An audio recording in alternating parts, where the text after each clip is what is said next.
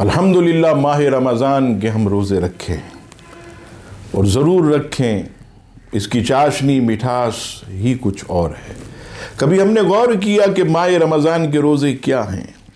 فرض کے علاوہ تحقیق کریں تو یہ حضور علیہ السلام کی یاد ہے۔ وہ کیسے؟ شاہ ولی اللہ کے خاص شاگرد قاضی ثناء اللہ پانی پتی، انہوں نے ایک تفسیر لکھی، تفسیر مظہری۔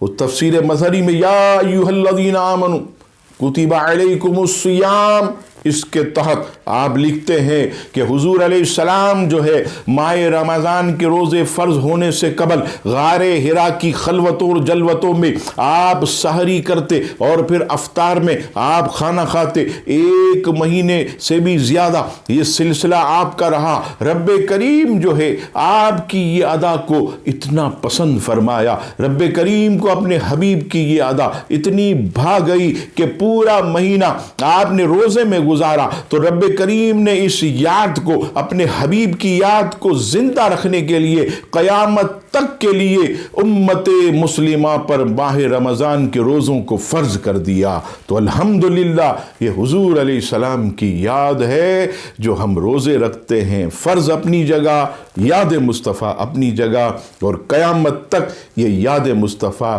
زندہ رہے گی، شاد رہے گی۔